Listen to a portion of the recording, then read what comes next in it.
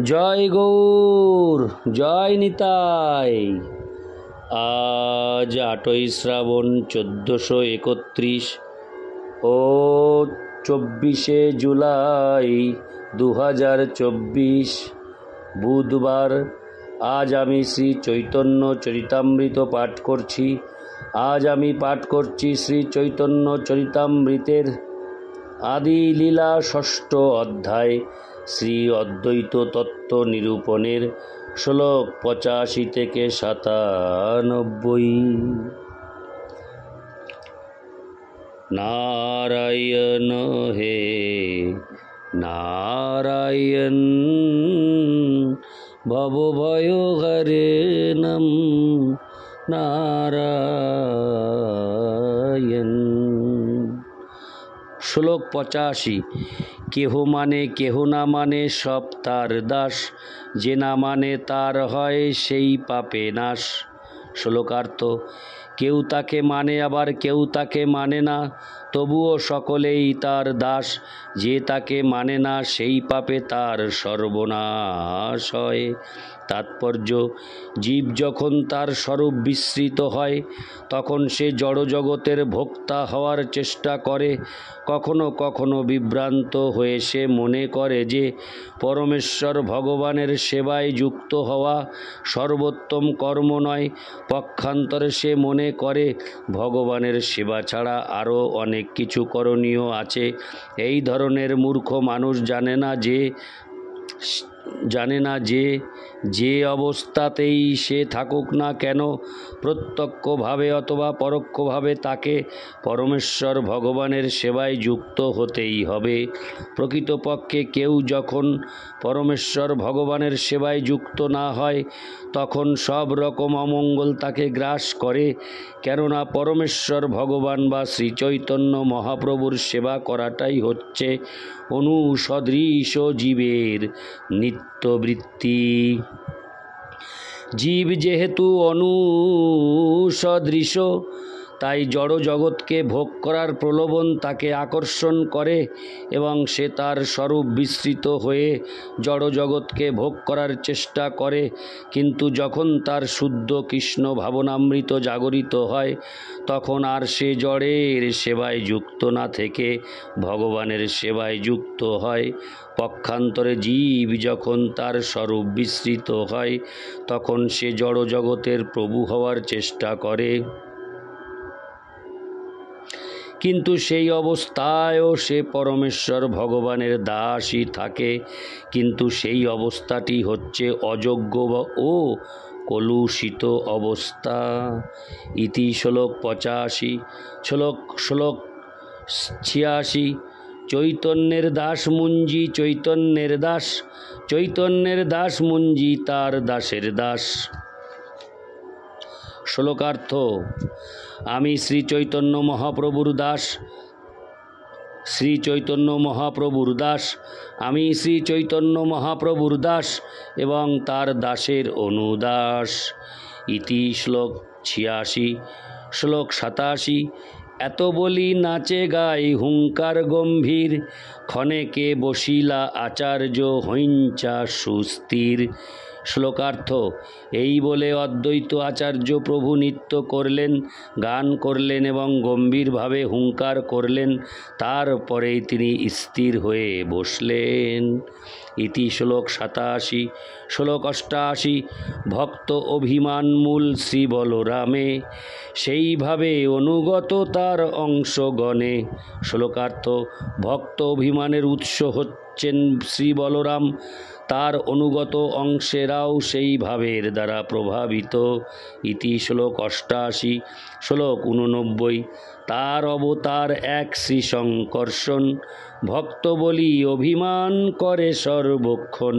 শ্লোকার্থ: শ্রী শঙ্কর্ষণ যিনি হচ্ছেন তার অবতার, তিনি সর্বক্ষণ নিজেকে ভগবানের ভক্ত বলে অভিমান করেন।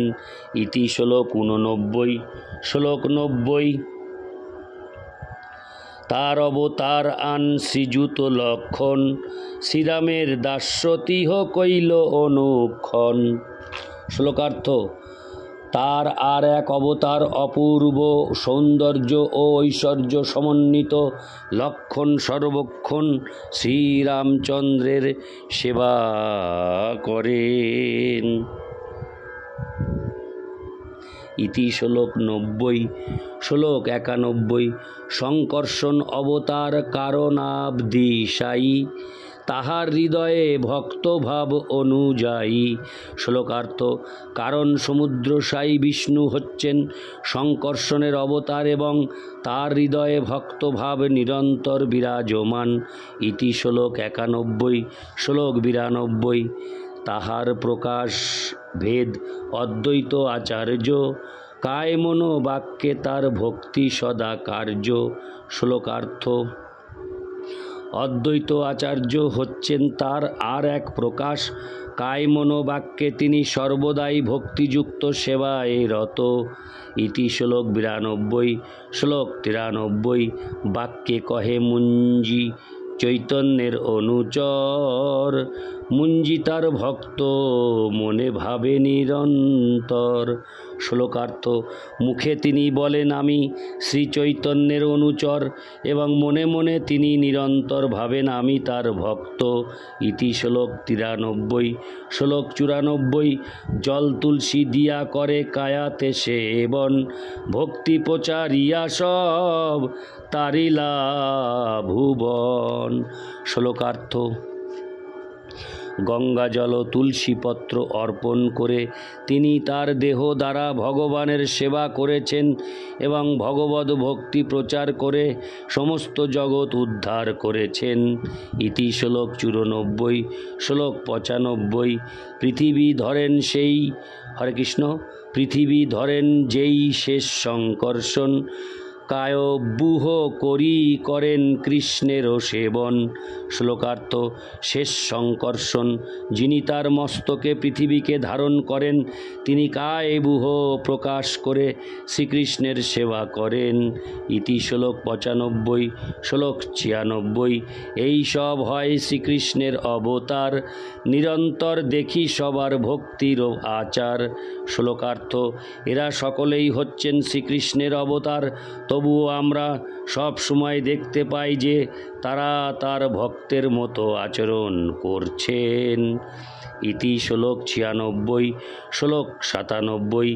এ সবাকে শাস্ত্রে কয়ে ভক্ত অবতার, ভক্ত অবতার পদ উপরি সবার। শ্লোকার্থ: এদের সকলকে শাস্ত্রে বলা হয় ভক্ত অবতার। এই ভক্ত অবতার পদ হচ্ছে সর্বোত্তম।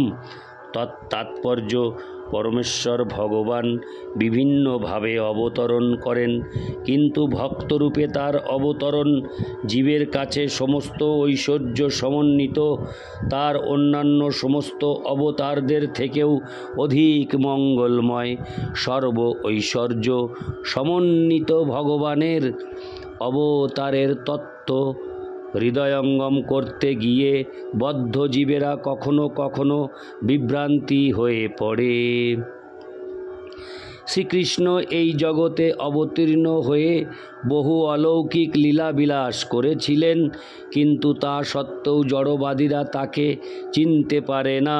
কিন্তু চৈতন্য মহাপ্রভু রূপে তার অবতরণে তিনি অধিক ঐশ্বর্য প্রকাশ করেননি এবং তাই কম সংখ্যক বদ্ধ জীব বিভ্রান্ত হয়েছে। ভগবত তত্ত্ব না জেনে বহু মূর্খ নিজেদের ভগবানের অবতার বলে মনে করে, তার ফলে তারা বর্তমান শরীর ত্যাগ করার পর শৃগালের শরীর প্রাপ্ত হয়।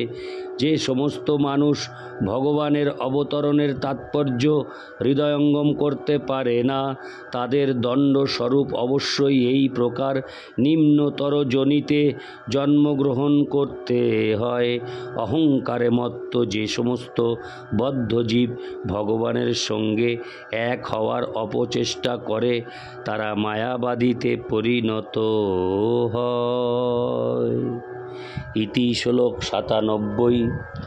নারায়ণ হে নারায়ণ ভবভয়হরণম নারায়ণ। জয় গৌর, জয় নিতাই। রাধে গোবিন্দ, রাধে রাধে, রাধে শ্যাম, হরে কৃষ্ণ।